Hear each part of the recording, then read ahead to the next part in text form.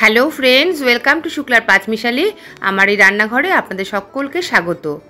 বন্ধুরা, আজ আমি একটা সম্পূর্ণ নিরামিষ রেসিপি আপনাদের কাছে শেয়ার করব।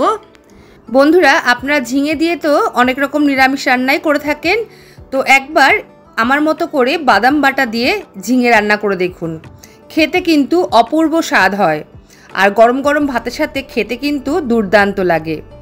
যে সকল বন্ধুরা রোজ আমার রেসিপিগুলো দেখছেন, আপনাদেরকে অসংখ্য ধন্যবাদ, অনেক ভালোবাসা। আপনারা আমার সঙ্গে থাকবেন। তাহলে চলুন আমি রেসিপিটা শুরু করি। বন্ধুরা, আমি এখানে 3টে ঝিঙে নিয়েছি, ওজনে প্রায় 700 গ্রাম মতো। এবার ঝিঙেগুলোকে আমি কেটে নেব। ঝিঙের গায়ে যে সরু মোটা শক্ত অংশটা থাকে ওটা কিন্তু ভালো করে বাদ দিয়ে দেব, আর সামান্য খোসা রেখে আমি কিন্তু কেটে নিয়েছি। দেখুন, এখানে এইভাবে কিন্তু আমি ঝিঙেগুলো কেটে নিয়েছি। সামান্য আমি খোসা রেখে দিয়েছি। ঝিঙেগুলো কাটার পর আমি খুব ভালো করে জল দিয়ে ধুয়ে নিয়েছি। এবার এই ঝিঙের মধ্যে আমি দিয়ে দেব 2 টেবিল চামচ মতো বেসন। এখানে কিন্তু আমি বেসনটা ভেজে দিইনি, যেরকম নর্মাল বেসন ইউজ করি আমরা সেভাবে কিন্তু আমি বেসনটা এখানে দিয়ে দিচ্ছি। বেসন দেওয়ার পর আমি এর মধ্যে দিয়ে দেব সামান্য হলুদ দেওয়ার পর আমি এবার দিয়ে দেব খুব সামান্য পরিমাণে নুন। এখানে আমি প্রায় হাফ টিস্পুন মতো নুন ব্যবহার করলাম। নুন, হলুদ আর বেসন দিয়ে এবার ঝিঙেগুলোকে খুব ভালো করে মেখে নেব, যাতে সমস্ত ঝিঙের গায়ে ভালো করে বেসনের কোটিংটা লেগে যায়। দেখুন, খুব ভালো করে আমি বেসন, নুন আর হলুদ কিন্তু এই ঝিঙের গায়ে মাখিয়ে নিলাম। মাখিয়ে নেওয়া হয়ে গেলে এবার আমি 10 থেকে 15 মিনিটের জন্য এই ঝিঙেটাকে রেখে দেব। এবার এদিকে আমি একটা কড়াই বসিয়ে দিয়েছি, আর কড়াইতে আমি বেশ কিছুটা পরিমাণে বাদাম দিয়ে দিলাম। বাদাম দেওয়ার পর 2 থেকে 3 মিনিট আমি একটুখানি ভেজে নেব বাদামগুলো ভাজা হয়ে গেলে আমি কিন্তু তুলে নিয়ে বাদামের খোসাগুলো ছাড়িয়ে নেব। 2 থেকে 3 মিনিট আমি গ্যাসের ফ্লেমটা কম করে দিয়ে বাদামগুলো কিন্তু ভেজে নিচ্ছি।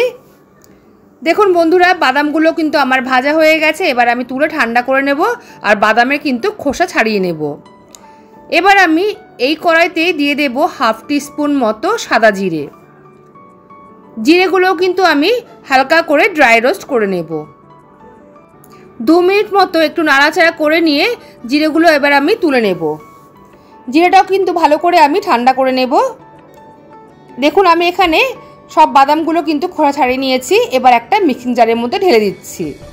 সব বাদামগুলো কিন্তু ভালো করে আমি ঠান্ডা করে নিয়েছি, আর দিয়ে দিচ্ছি এবার ড্রাই রোস্ট করে রাখা সাদা জিরে। এবার আমি এর মধ্যে দিয়ে দেব হাফ কাপের থেকে একটু কম জল দিয়ে এবার একটা সুন্দর পেস্ট বানিয়ে নেব। দেখুন, এখানে বাদামের পেস্ট কিন্তু তৈরি হয়ে গেছে। এদিকে আমি কড়াইতে 2 টেবিল চামচ মতো সর্ষের তেল দিয়ে দিয়েছি। তেলটা ভালো করে গরম হয়ে গেলে গ্যাসের ফ্লেমটা মিডিয়ামে রেখে আমি ঝিঙেগুলো ভেজে নেব। ঝিঙে ভাজার সময় কিন্তু গ্যাসের ফ্লেমটা মিডিয়াম টু হাই রাখলেই ভালো হয়, না হলে কিন্তু ঝিঙে থেকে জল ছাড়তে শুরু করবে। ঝিঙেগুলো কিন্তু আমি 5 থেকে 6 মিনিট ধরে এভাবে নাড়াচাড়া করে ভালো করে ভেজে নেব। আচ্ছা বন্ধুরা, আমি ঝিঙেগুলো কিন্তু এরকম একটু মিডিয়াম সাইজ করে কেটেছি। আপনারা চাইলে কিন্তু একটু বড় সাইজ করেও কেটে নিতে পারেন, কোনো রকম অসুবিধা নেই।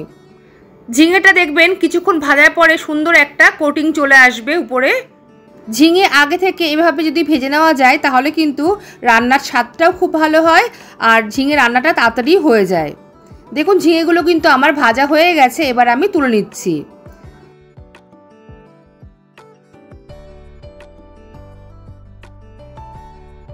ঝিঙেগুলো তুলে নেওয়ার পর আমি কড়াইতে আবারও 1 টিস্পুন মতো সর্ষের তেল দিয়ে দিলাম। তেলটা ভালো করে গরম করে নিতে হবে। তেল গরম হয়ে গেলে আমি প্রথমে এর মধ্যে দিয়ে দিলাম 1/4 টিস্পুন মতো পাঁচফোড়ন দিয়ে আমি 10 থেকে 20 সেকেন্ড মতো ভালো করে একটু নাড়াচাড়া করে নিলাম। এবার আমি দিয়ে দেব আগে থেকে পেস্ট করে রাখা বাদাম। এবার বাদামের পেস্টটা সম্পূর্ণ কিন্তু আমি এখানে দিয়ে দেব। বাদামের পেস্ট দেওয়ার সময় কিন্তু খেয়াল রাখতে হবে যাতে গ্যাসের ফ্লেমটা একদমই কম থাকে। বাদামের পেস্ট দিয়ে কয়েক সেকেন্ড প্রথমে আমি নাড়াচাড়া করে নিলাম। নাড়াচাড়া করে নেওয়ার পর এবার আমি এই মিক্সিং জারটা ধুয়ে একটুখানি জল দিয়ে দেব। মিক্সিং জারের মধ্যে সামান্য বাদাম লেগেছিল, সেটা কিন্তু আমি জল দিয়ে ধুয়ে এর মধ্যে দিয়ে দিলাম। আবারও আমি 10 থেকে 20 সেকেন্ড মতো নাড়াচাড়া করে নিলাম। নাড়াচাড়া করে নিয়ে এবার আমি দিলাম হাফ টিস্পুন মতো ঝাল লঙ্কার গুঁড়ো, এবার দিয়ে দেব হাফ টিস্পুন মতো কাশ্মীরি লঙ্কার গুঁড়ো, দিয়ে দিলাম হলুদ। এবার এই মশলাগুলো দিয়ে খুব ভালো করে কষিয়ে নেব। এবার কিন্তু মশলাটাকে খুব ভালো করে কষিয়ে নিতে হবে। দেখুন এইভাবে কষতে কষতে কিন্তু মশলাটা একটুখানি শুকনো শুকনো হয়ে যাবে। বন্ধুরা খেয়াল রাখবেন যাতে মশলা পুড়ে না যায়। যদি মনে হয় খুব শুকনো লাগছে তাহলে কিন্তু এর মধ্যে আপনারা সামান্য জল ব্যবহার করতে পারেন। দেখুন মশলাটা কিন্তু আমার খুব ভালো করে কষানো হয়েছে, আর মশলা কষানোর সময় কিন্তু আমি গ্যাসের ফ্লেম একদম কম করে রেখেছিলাম। মশলা ভালো করে কষানো হয়ে গেলে এবার আমি দিয়ে দিলাম আগে থেকে ভেজে রাখা ঝিঙে দিয়ে এই মশলার সাথে খুব ভালো করে কিন্তু মিশিয়ে নিতে হবে। প্রায় 2 মিনিট মতো কিন্তু এইভাবে আমি নাড়াচাড়া করে নিলাম, আর গ্যাসের ফ্লেমটা কিন্তু এই সময় আমি কম করে রেখেছি। 2 মিনিট মতো নাড়াচাড়া করে নেওয়ার পর এর মধ্যে দিয়ে দেবো বেশ কিছুটা পরিমাণে জল। যে বাটিতে আমি ঝিঙেটাকে ম্যারিনেট করে রেখেছিলাম বেসন দিয়ে, সেই বাটিটা ধুয়ে বেশ কিছুটা পরিমাণে জল আমি প্রথমে দিয়ে দিলাম। এরপর আমি আরও 2 কাপ মতো জল কিন্তু এখানে ব্যবহার করলাম। জলের পরিমাণটা কিন্তু এখানে একটু বেশি দিতে হবে, কারণ এখানে বেসন দেওয়া আছে, বেসন কিন্তু জল টানবে।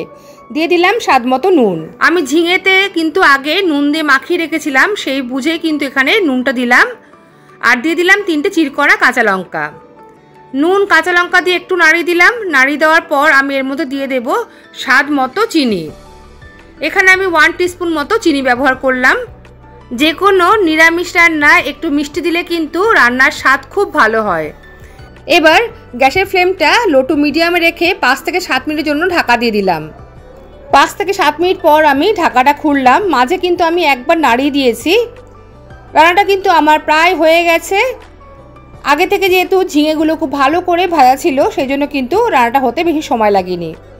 এবার আমি উপর থেকে 1 টিস্পুন মতো ঘি দিয়ে দিলাম। ঘি দিয়ে একটু নাড়িয়ে দেব। নাড়িয়ে দিয়ে কিন্তু এবার আমি গ্যাসের ফ্লেমটা অফ করে দেব। তাহলে বন্ধুরা তৈরি হয়ে গেছে বাদাম বাটা দিয়ে ঝিঙের সম্পূর্ণ নিরামিষ রেসিপি। এই নিরামিষ রেসিপি দিয়ে আপনারা কিন্তু 1 থালা ভাত খেয়ে নিতে পারবেন। গরম গরম ভাতের সাথে দুর্দান্ত খেতে লাগে। বন্ধুরা বাদাম বাটা দিয়ে ঝিঙের এই নিরামিষ রেসিপি খেতে কিন্তু দুর্দান্ত স্বাদ হয়। আপনারা একবার হলেও এই রেসিপিটা বাড়িতে ট্রাই করে দেখবেন, আশা করি আপনাদের ভালো লাগবে। তাহলে বন্ধুরা আজকের এই রেসিপি আপনাদের কেমন লাগলো অবশ্যই কিন্তু জানাবেন লাইক কমেন্টের মাধ্যমে। তাহলে আজ এই পর্যন্তই, আসবো আবার অন্য কোনো রেসিপি নিয়ে। সবাই ভালো থাকবেন, সুস্থ থাকবেন। সবাইকে আজকের মতো টাটা।